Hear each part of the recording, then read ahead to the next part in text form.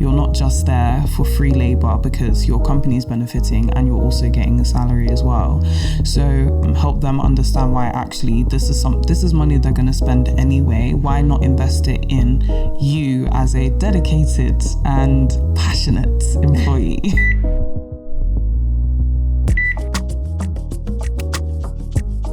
Hi everyone, and welcome back to Apprenticeish, where we talk all about apprentices, apprenticeships, kind of.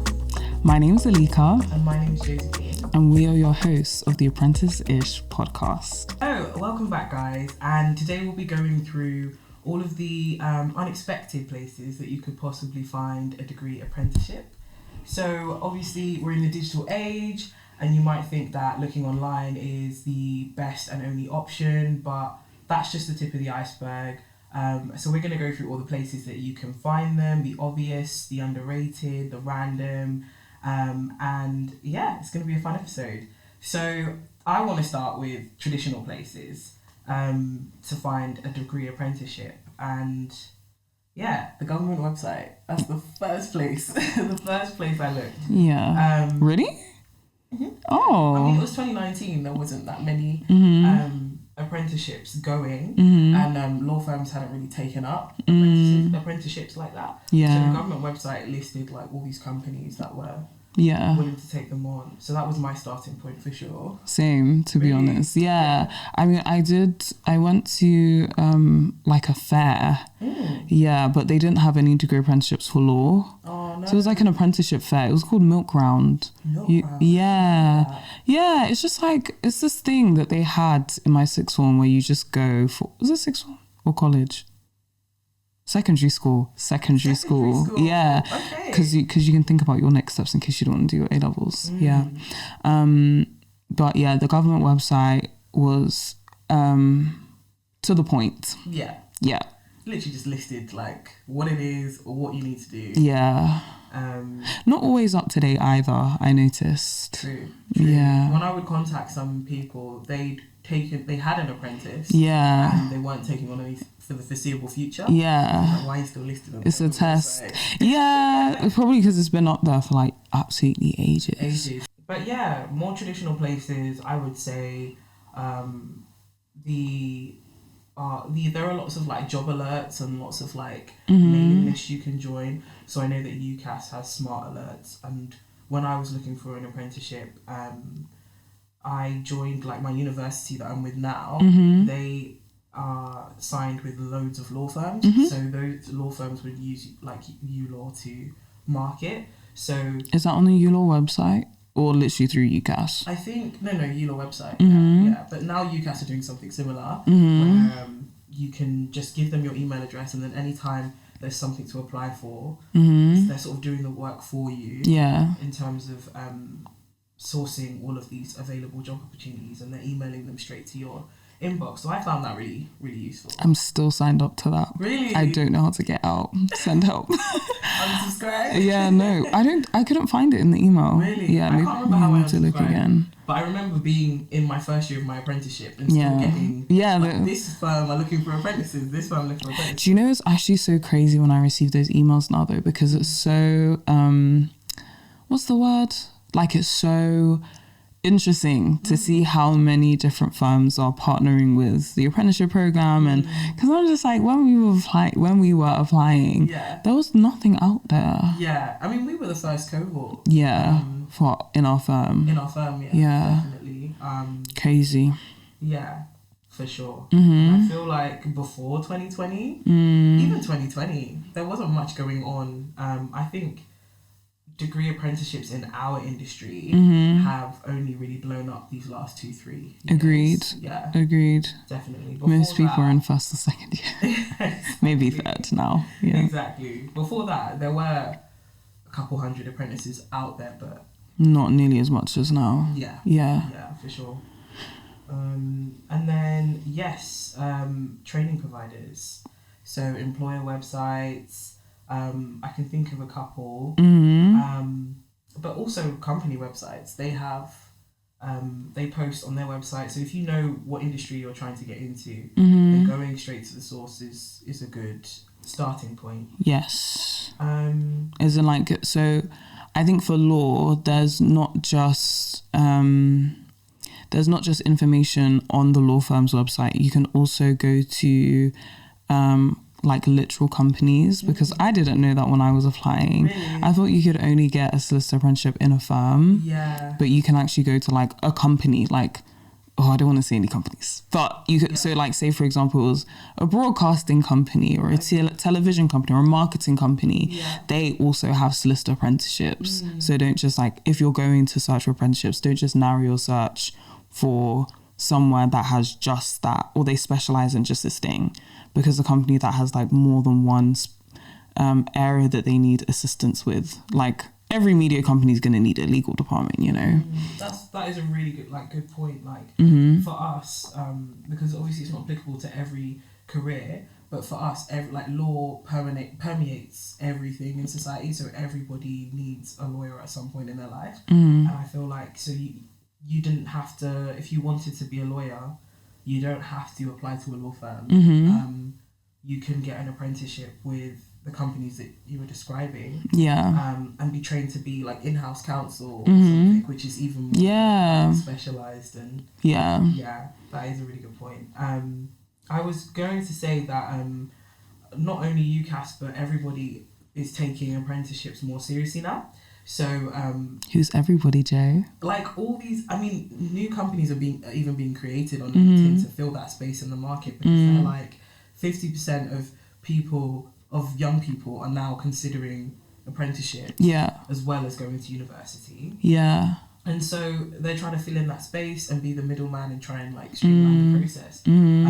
I know Apprentigo, they've got like a whole a Discord group with like they do thousands of people. Which is super impressive, but it's just a testament to the interest for degree apprenticeships. And then I know for STEM apprenticeships, Gradcracker have like everything. It's like the Google for apprenticeships. Nice. Not going to uni. So there are loads of institutions that are like dedicated to helping apprentices or aspiring apprentices get into the industries that they want to get into. So it's always good to follow them, collaborate with them in any way that you can, even following them on LinkedIn or something, just making sure that you're receiving information from them. But yeah, I think there was another one. I can't remember what it was called, but it had a red logo. It was similar to not going to uni, but obviously not the same. But I think I also had a look at this website called Rate My Apprenticeship. Oh yeah. Yeah, just to like see the different places that people were applying for, and obviously check the quality, which is hard to do if there's not been any apprentice there before. But it was just helped me have an idea of like what companies are interested in apprentices, what level that like other people are studying at, that kind of thing. And also I came across Rate My Apprenticeship because it's almost like a Glassdoor for apprenticeship. You'll get like the tea on like what the training's like, what the culture is like. You know, lots of apprentices have good and bad things to say about where they work. But yeah, Rate My Apprenticeship is a good one. It's a little bit more like you have to distill it a bit more if you're looking for a degree apprenticeship, because they've got all apprenticeships, like level 2, level 3, and things that might look good, and then when you click on it, it's jump scare. Yeah, it's not for you. So yeah, Rate My Apprenticeship is a good one. And universities are really taking up the cause. Should we start with Oxbridge? Go for it. Okay, so I know for Oxford University, they've got an apprenticeship talent pool where you basically just you sign up, you give them your CV, you give them your references, and then they match you with what they've got going on with their relevant programs. And essentially it's that easy to become part of the talent pool. In terms of actually getting an apprenticeship, I don't know what the stats are, but that's definitely something that if I was looking for an apprenticeship and I wanted my degree to be from Oxbridge caliber, then Oxford recruitment pool I would definitely join. They also have I don't know, to be fair, I didn't look too far into that point, but I do know that they have apprenticeships like literally at Oxford. So Oxford University would be your employer. Yeah. I don't know. I didn't look into who the training providers are because I didn't see any solicitor apprenticeships. I was like, I don't care. I feel like a lot of the apprenticeships were where Oxford would be the ones providing you with the on-the-job training as well as the Okay. But I would need to join the recruitment pool to find out the training providers for sure. I know that I sent you the article this morning that for Russell Group universities, they're considering Queen Mary's at the time of recording, guys. So you will not be seeing this at the time of recording this, but Queen Mary is a Russell Group university, and they're the first Russell Group uni to like consider doing a degree apprenticeship in the public eye anyway. Obviously we don't know what's going on behind closed doors, so maybe there are other Russell Group unis considering. I mean solicitor apprenticeship for sure, because I think Nottingham have got some apprenticeships going. There are other unis. I mean just solicitor apprenticeships. Which is a good sign. I think who are they collaborating with? Barbary.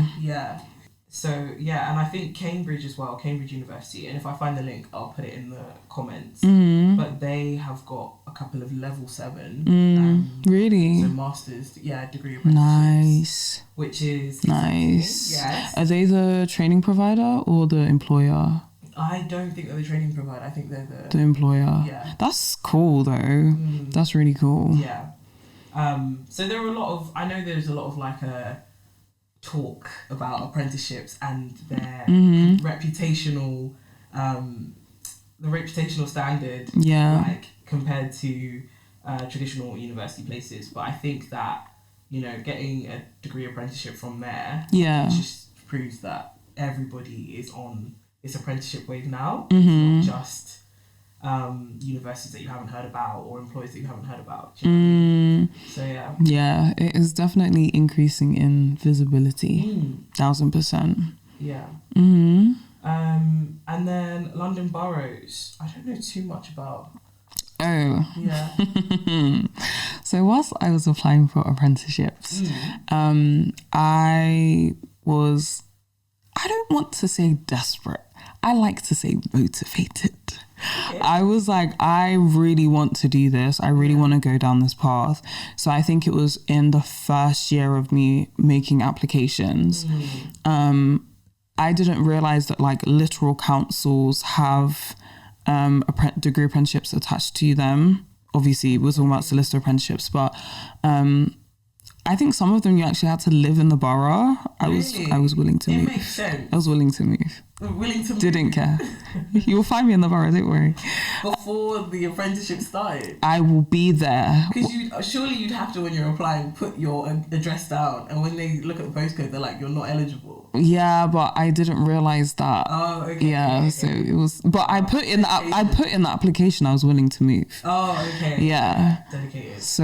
Very dedicated. I know, but then there are people who move from outside of London. True. To do their apprenticeships. True. Yeah. So I was like, no matter the cost, I will, not only will I do this, but also I did really want to work in government. Just because I saw this policy apprenticeship and I couldn't understand how to, there was no apply button. Policy apprenticeship? Yeah. So you can become a policy advisor through, I think it's called, they have like a stream thing. I don't know the details off the top of my head, but I'll put it in the iCards or QCards or whatever. And they had a really interesting program. So it wasn't a degree, but it was a qualification in the area of, and you'd get work experience in policy advising. And I was like, that's so cool. But I didn't get it because I couldn't figure out how to apply. Oh, so there was no apply button. Anyway, let me not even get annoyed. But so I was like, when I found working in actual councils, I thought maybe that would be a step in the policy direction, which obviously I'm not trying to get there anymore, but just interesting. It's an interesting point for anyone who is interested in going into government, or if you're in law, then working in a council might be something being a degree apprentice in a council might be something to consider. I mean, side note, just based off of what you said about there was no apply button, it made me think like there are like companies sometimes are just not very good at This was the government posting. Yeah, and the government. though. It was on. Yeah. Okay. People are very good at posting what they need, especially if it's a trailblazer thing or something like a pursuit that's new to the industry. So another thing that I remember doing in 2019 was emailing loads of companies, like kind of like cold emailing, if that's what you call it. I remember emailing loads of companies with my up-to-date CV. I wouldn't say a covering letter. I would say more like a statement of like motivation and, you know, I see you, I see what you're doing, and it's impressive, and I feel like this is why I align with the values of your company. I remember doing that with a lot of companies and firms that may not have even known what a solicitor apprenticeship was, but then come like a year, 18 months, 2 years later, they're now doing solicitor apprenticeships and they're having like yearly intakes. So it was something that they were thinking about. So I just feel like I feel like consider everything and be proactive, and there's no I mean, I know you said desperate, but there's no such thing as like being desperate. When you want something, you do everything to get it. Yeah. Obviously within the realm of professionalism. Yeah. That's impressive. That's something that shows that you're being proactive. So yeah, that's a good tip. Sorry. That's okay. Yeah. And then where you work right now. I mean, if you're an aspiring apprentice and you're working currently, I think just putting it out there, letting people know this is what you're interested in, speaking to the people, the higher ups at your workplace, you never know. I feel like you can just sort of make and forge your own opportunities, because we're in such a changing time. Like I feel like post-pandemic and pro-apprenticeship, like we're in that space now where everybody is listening with open ears and eyes. So that's a good space to start. And then social media. Sorry, before we get on to socials, I just wanted to add as well, I think if you are going to go to your like supervisor or the higher ups or this, you know, whoever you feel comfortable talking with, go in with a plan, like actually do your research. And what you want to do is focus your attention on the benefits of the company. There are tax benefits and like other financial, I'm assuming, and social benefits for a company having an apprentice. You're not just there for free labor because your company is benefiting and you're also getting a salary as well. So I think just do your research into the benefits that a company has for taking on an apprentice, because there are quite a few. And then make that clear to them, help them understand why actually this is money they're going to spend anyway. Why not invest it in you as a dedicated and passionate employee?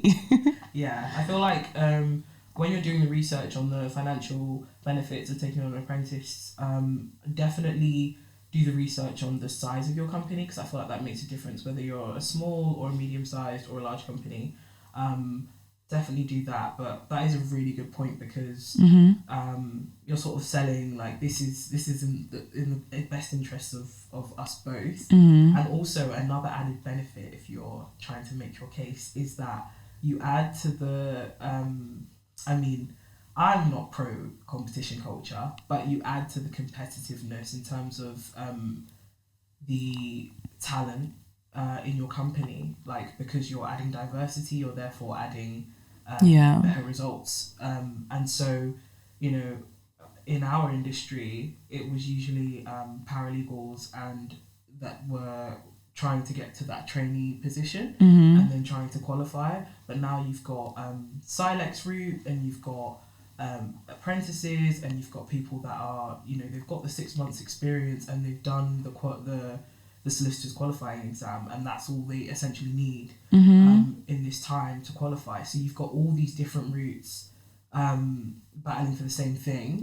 And I feel like that is in the best interest of a company or a firm that wants, you know, they've got a limited amount of spaces and they want to make sure that they're choosing the best for the role. So that's very, very interesting what you said. And I think it goes into play with being like business minded. Like, you have to, if you're going to be an apprentice, I'm not saying it's the expectation from day one, but as a degree apprentice, you need to have that sort of business-minded, frame of mind, like, all the time. But yeah, social media, because that's a big one. Social media, I mean, there's a lot going on social media, but LinkedIn is my favourite, so I'm going to start there. Do your thing. So LinkedIn, love LinkedIn, can't get enough of LinkedIn. Really? I would say. I find it a little bit toxic sometimes. LinkedIn is now becoming the new Facebook, or Facebook's kind of old, but it's becoming this place where people are like posting like selfies and mirror pictures, and yeah, it used to be a place of like, I'm looking for this job, I've just completed this training, and now it's becoming very, very social. And I think even LinkedIn themselves have clocked onto that, because they're like introducing like LinkedIn games. Yeah. Crazy. Yeah, but anyway, as well. LinkedIn, again, I'm all about making things easier for the future you. So when it comes to LinkedIn, following the companies and the professional organizations that you're interested in on LinkedIn, that's something that they're dedicated to doing. They're dedicated to sharing information about the work that they're doing and the jobs that they're advertising for. So LinkedIn is very good for getting information about upcoming apprenticeships, and also for shaping and molding your own personal brand and making it clear to the people that are connected to you, or the people that that view you on LinkedIn, that you are looking for an apprenticeship, you are an aspiring ex-apprentice. So yeah, LinkedIn, for sure. I don't have anything to say about LinkedIn. Okay, that's fine. Literally nothing. I feel like I've said a lot about LinkedIn, so that's okay. But yeah, do you have anything to say about social media? I think social media is a really good place, obviously, if you're preparing for like interviews and considering where to make applications. Social media is an excellent way to understand a company's values, what they find important, because every company has like a social face. They will tell you what is important based on what they put out. So I think with apprenticeships, it's really good if you're already going to make an application there. I think in terms of finding them, I think it's just echoing the point you've already made, that there are so many apprenticeships that are springing up left, right and centre. Yeah. And sometimes you won't know, but people will put, like, if it's something that they really want to drive, you'll probably find it out on their social media platforms. Yeah. Which is why I say, like, don't just look at law firms, or don't just look at marketing companies if you want to be a marketing apprentice. Think about the companies and the brands that you like, follow them, because you never know, honestly, at some point they could post something about degree apprenticeships. Yeah, it's true. And also on social media, on LinkedIn, there are loads of like early careers recruiters and emerging talent managers, and they're basically looking... Talent managers. They're basically looking... I mean, they're responsible for helping organisations build like a more agile and adaptable workforce. So basically they're focused on a very like select section. They're focused on a generation, and they're looking at school leavers that are, and young people that are open to learning and trying new things, because that's what every business sort of needs in order to stay at the top of their game. I would follow and connect people like that, because they are essentially the connection between you and a possible degree apprenticeship. How would you suggest that they interact with early recruiters or talent managers? From what I've seen on LinkedIn, following them, connecting with them, and sending a message of interest, that's just the basics. From then on, you're on their radar. And if they ask you for a CV, or if they ask you to, follow through on any next step, do it. And also, if you are a content creator, and you make content you create content that is about degree apprenticeships or about the industry, sort of showing that you're interested, you're motivated, you're passionate about it. You never know, they could like it, you know, like just staying on their radar and being somebody that, they've decided that they need 10 apprentices for this company. You're going to be at the top of their like mind because of how you've sort of marketed and shaped yourself on LinkedIn, and how you've liaised with them. Yeah. So, yeah. Okay. And then I would say this one is a bit passive, but I feel like it's about being open to it. So I would say letting it find you, and also like word of mouth. So I feel I've seen apprentices shout from the rooftops from like first year of sixth form, like, I want to be this type of apprentice, I'm interested in this, I'm an aspiring this apprentice. And I feel like they've put it on their LinkedIn banner, they've made posts about it, they've put it at the top of their CV. They're really like showing people exactly what they want, so that if ever there's a time where somebody could help them, they know exactly how to help them, because you're being so clear and you're making it easy for the people around you. So I would say word of mouth and sort of letting it find you, because I've noticed that because apprenticeships are so competitive, after a series of rejections, it's very easy to sort of switch your mindset to like sort of, I'm defeated, I'm not going to get one, let me stop putting energy into sort of attracting one. So I think that's a very important point to be made. Yeah, I think word of mouth is really good, because a lot of people, you just don't know who's gonna get that information. Like I've gotten work experience like outside of the apprenticeship. In fact, even this apprenticeship, I only knew about it because of someone who had worked there. And so I was going to ask, how did you find your apprenticeship? Literally that way. Only through, so we used to be apprentices at my first apprenticeship, and then I went one way, she went another way, but we still kept in contact, like we're really, really good friends. But while she worked at this firm, after she left, she found out that they were now doing apprenticeships, and she was like, you need to apply, this company aligns with your values. So I don't know her then, no, you don't know her. No, you don't. Oh, okay. See, so it's something, it's definitely something to consider. I think the point, sorry, go on. I was just going to say, the point is that you never know where the information is going to get to you. Like someone of a friend of a friend of a friend might know somebody else who can help. The power of the tongue. I was going to say that the way I found my current apprenticeship is sort of the same. My mum sort of knew, or my parents knew what I wanted, and my mum and my dad are members of various group chats, WhatsApp group chats. Aren't all parents? Yeah. So this poster for our apprenticeship scheme, I think it was like October or November 2019, found its way to my mum's auntie's WhatsApp group chat. So as soon as she knew about it, she forwarded it to me. She forwarded it to me on WhatsApp. She emailed it to me. She called me, like all at the same time. Like go to the open day. And we went together, and it was great. It was like in terms of my values and the company values, that open day played a massive part in, I definitely want to be here, I definitely want to apply. Didn't even know there was an open day. Yeah, it was. See, the fact that it was in a WhatsApp did group not chat, know. but I didn't see it on socials and on the internet when I was doing all of my research. That's a different point entirely.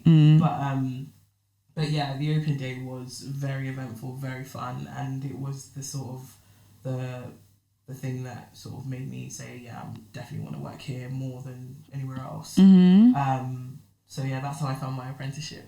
I think it is good to try to find different places. Like if there is a firm open day, or if there is like a work experience that you can find, or if there's like any contacts that you can have with a company or with a firm before you actually get into that place, I think it's always going to be helpful in terms of building relationship, not only with the employees there, but also your understanding of that company. 100%.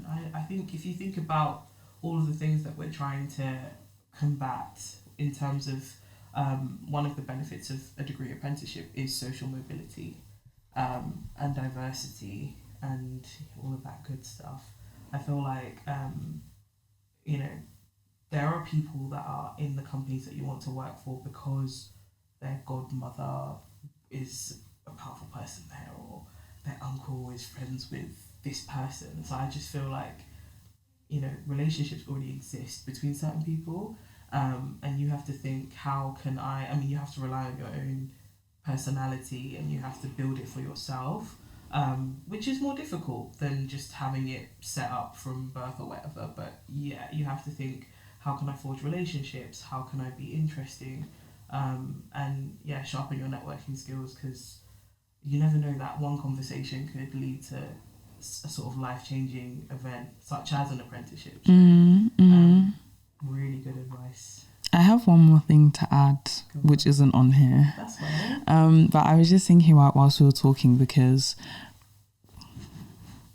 wow, sorry, I used a lot of hair oil. Oh, let me see. Hi.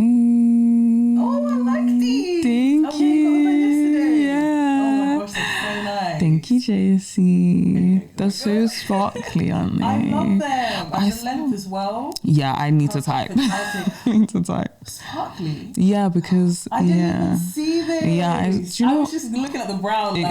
Thank you. But yeah. I would just say, like, if you're able to speak to I'm just talking about the point of contact rather than like somewhere you can actually find an apprenticeship. Okay. Speak to the head of your like year, or if you have a careers advisor, for either your year group or like just for your school, and ask them about getting either specific companies in or bringing attention to apprenticeships.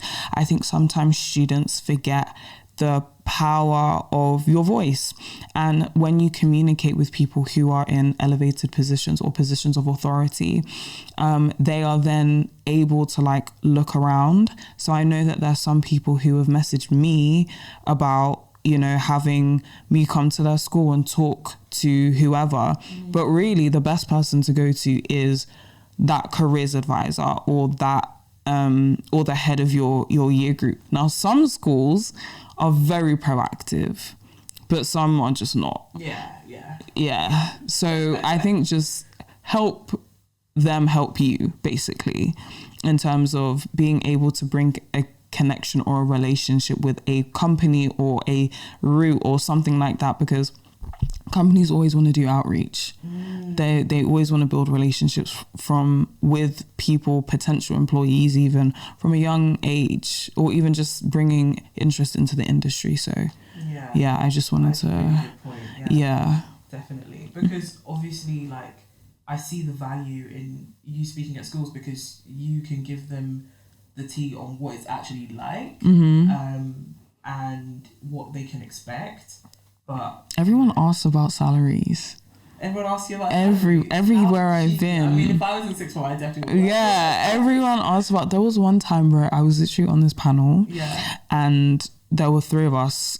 One of them, she said her salary. I think her salary was between 30 to 35k. Right. I couldn't say my salary because I don't have authority from HR to do that.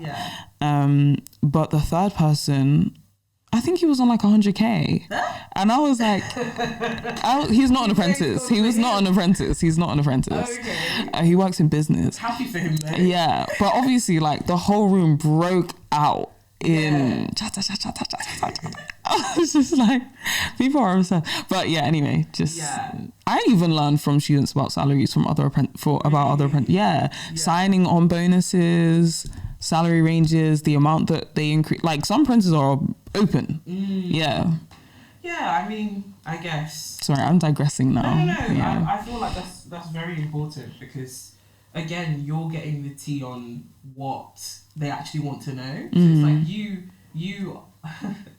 I don't know if this is the right word, but you are the product. Like, when we're talking about aspiring apprentices. You are the product, and there are people that are trying to get you to where you need to go. There are people that want you. There are people that want a specific type of candidate, and it's just like what you want, your desires, and what you have to offer are the most important part of the process. So if you're just like mouth shut, arms crossed, and letting all these people just like flail around you and not actually being like acute in what you need, then you're not doing yourself a service. So that is a really good point. I think the Q&A, the question that we've got this episode is a really interesting one. It's quite loaded, but let's get into it.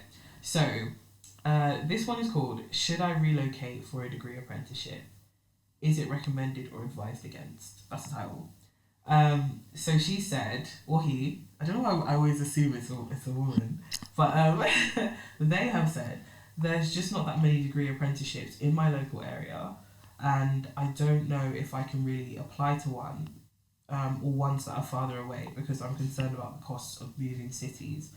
And then she said, sorry if it's an obvious question, I just feel like I needed some assurance about this. Don't apologise, but do you want to answer it first, or? I can do. I think first of all, never let the area that you're physically in make a decision on how your life is going to turn out. If you need to leave. Yeah. Like you don't ever have to stay where you grew up because you've lived there for 10 years. Just go. Like it's obviously there are other things to consider. Then go. Be wise. But the point being is like, don't let the fact that there's not many, first of all, you don't even need to look in your area. If you feel like you want to change your environment, if you feel like you want to just experience a different type of working environment even, then I am encouraging you to look outside of your area. I would probably say, and I don't play with this, you need to know how much you're going to earn at the apprenticeship that you're going to receive. So the decision on when you ask how much you'll be getting as an apprentice working at that firm, whenever you want to ask, that's your prerogative. I personally would probably ask, like, if it's not advertised, I hate that. Yeah. Because it really makes it difficult or challenging for people to know whether or not to apply. Exactly. It says competitive. What can you do with that information? What is competitive? But you need to ask not only what the salary is, but they're most likely to give you what it is before tax and NI.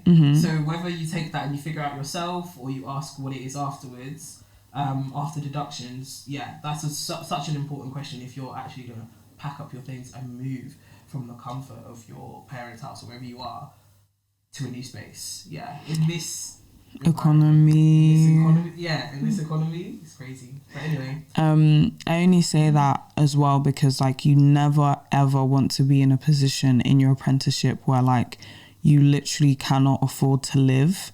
And it's hard because like obviously not everywhere has really high salaries.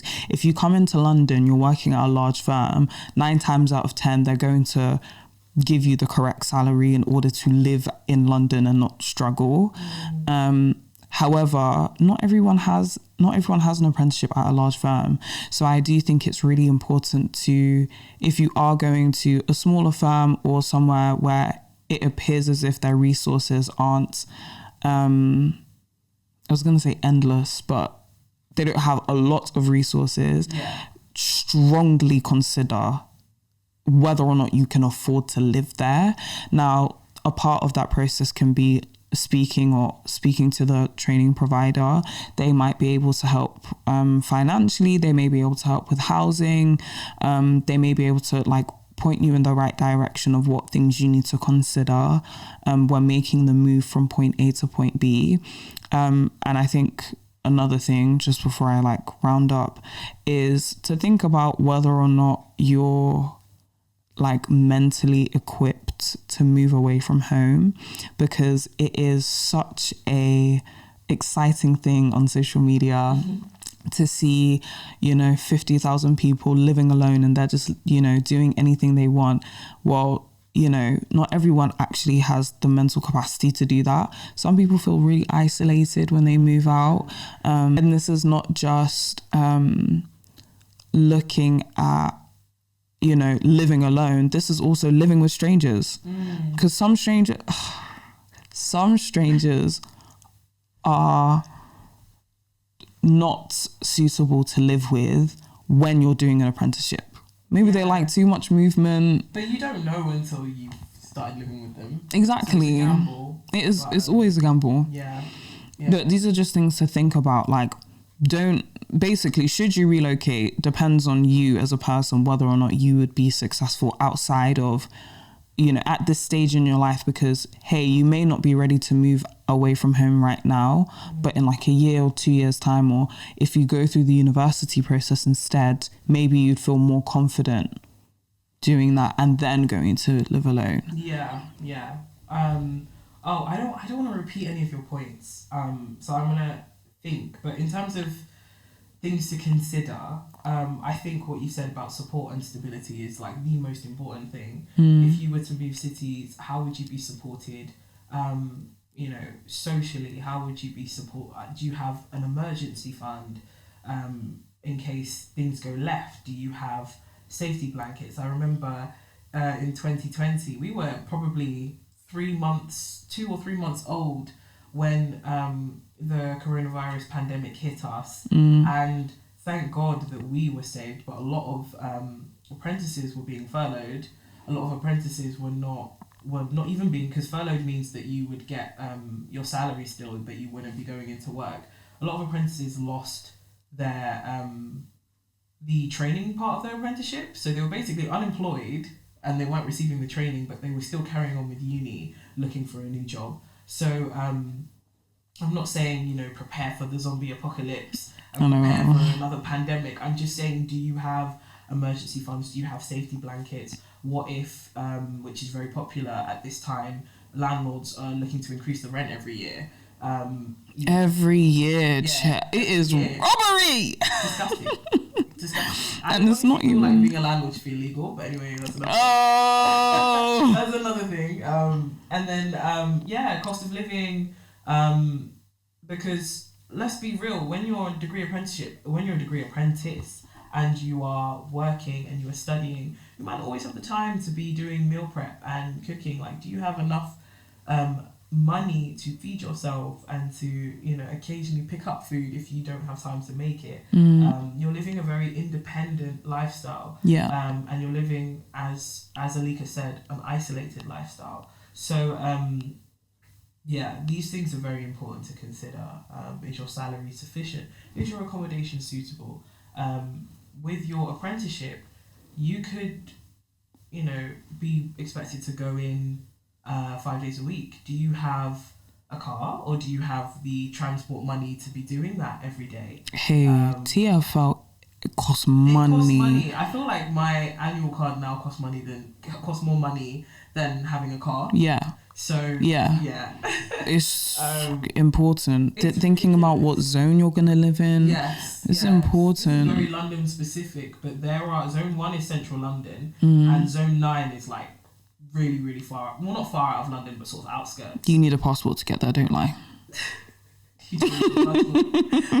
And traveling across zones becomes very, very expensive. Accommodation is so important, because not only do you need to consider, can I afford to travel from where I'm living to where I'm working or where I'm studying, but also if your job is hybrid, if your apprenticeship is hybrid or working remote, then you need to think, is my accommodation suitable for working from home? Yeah. So if you've got a box room where it's literally just open the door, bed, no desk, no nothing, like you can't be having meetings, like virtual meetings, and learning from your mattress. You know what I mean? You have to think about these things. Like, you can't be like, oh, I'm gonna move and don't worry, I'll just, like, you know, live in a really small, like. Why are you laughing? Do you know why this is so funny? Why? Because just before the pandemic, there was this place I was strongly considering. Yeah. It was one room. Yeah. In the room, there was a bed, two little hobs, two hobs that you plug in. It wasn't enough. Do you see what I mean? And I was like, yeah, this is good. I can save That's money. a bad decision. That's not a good decision at all. And then we went into a 2-year pandemic. Bro, my mental health would have been in the gutter. Honestly, like, That's I crazy. wasn't judging anybody, but there were definitely people that were attending meetings and I saw pillows behind them. I was like, this baby's just sitting up straight. These times it could actually be their whole apartment. Yeah, that could be what they've signed a six month lease or 1 year contract for. Expensive. So this is important stuff. Like, jokes aside, your accommodation is so important. Are you living with noisy, dirty people? Like, you don't want to be. Listen, I moved a lot during the first 3 years of my apprenticeship. I moved around a lot. And so I have experience of what is suitable and what is not suitable. And that's just bringing up a lot of specific examples. Mm-hmm. But you don't want to be living with people that are inviting rats and cockroaches to come and live with you guys rent free. You don't want to be living in a you don't want to be living in a HMO where, you know, clearly explain what that is. They do. They might not know. You don't want to be living in a house. I think it's called housing of multiple occupancy, but you don't want to be living in a huge house with a shared kitchen. 10 other people. Yeah, 10, 5, 6 other people. Everybody has their own bedrooms. It might be ensuite, which is great for you if you get an ensuite, but your own bathroom you don't have to share with people. But you don't want to be living in a HMO where it's full of characters that don't understand or don't care that you are doing a full-time job and a degree, and you need that space and that peace of mind to meet all of your objectives. So accommodation is a very important one. I wouldn't just sign something without going to visit, going to see what it would be like and who you'd be living with. If you have the luxury of living by yourself, then that's great for you. And it really puts to bed a lot of things that you would be worrying about if you were living with other people. Yeah. But research that area, especially if you're moving to a new city. Yeah. You know, is it safe? Can you be coming home late because you decided, because you decided to study late in the library? Can you be coming home late at night to that area? Also, because we're talking about relocating for an apprenticeship, like, it's not, I mean, yeah, people might move from city to city, but some people might be moving countries. Yeah. And some people might not be, citizens of where they're trying to do their apprenticeship. So I think immigration and visa issues are something to strongly consider. Yeah. You know, if you sign a 6-year contract or a 7-year contract with a company, in that time, will there be visa renewal issues? Will your immigration status, you know, have a question mark on it at any point during your apprenticeship? You don't want to have to deal with the stress and drama of, you know, doing any exam or anything with the Home Office, or all these extra costs when you've already got so much on your plate. So yeah, there are a lot of things to consider.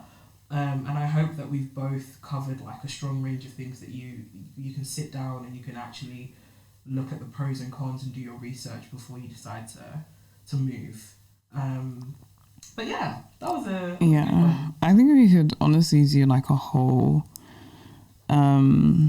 like episode on moving, relocating. Yeah, we can do. I mean, if you want to money and moving.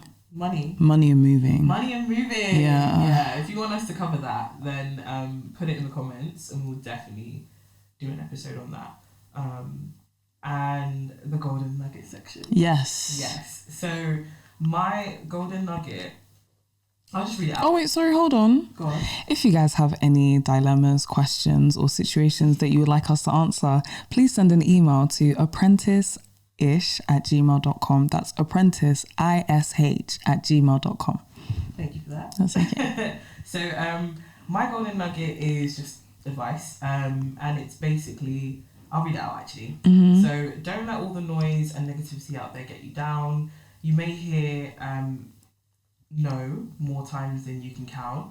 And yes, the competition is going to be fierce, but this is a statistic I found.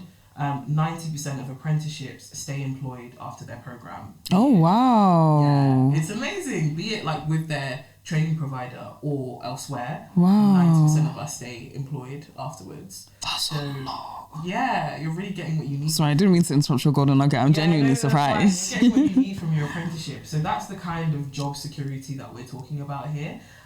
So, you know, once you've passed that hurdle, you've got it made. And I just feel like you can let the critics nap away, but at the end of the day, you need to keep your eye on the prize, stay determined, because persistence does pay off. So good luck out there for all of you that are looking for degree apprenticeships. I keep getting it as well. I do it as well. Yes. Yeah. That's my golden nugget. I think my golden nugget is honestly to just do things in the way that works best for you and your situation. Obviously, on the topic of moving, it's very person, family, financial situation specific, but then also from the vein of like thinking about how and where to apply. Maybe some of these things you're not comfortable with doing. Maybe you're not comfortable with telling people that you want to do an apprenticeship or you want to work in this area, or you don't want to talk to a talent manager, or you don't want 1,000 emails from 1,000 different companies to send you all of these, you know, vacancies for a degree apprenticeship. I think it's just you pick and choose in life, but also in your journey to becoming an apprentice / during your apprenticeship even, just do what works for you and make your life personalized to what will help you achieve your goals. I like that. So yeah, I mean, it's good because at the end of the day, we've given a lot of things to consider. Yeah, but you need to choose what's best for you, which is the most important thing. Yeah. That's all for today, guys. Yes. We hope you enjoyed this episode, and we'll see you at the next one. Bye.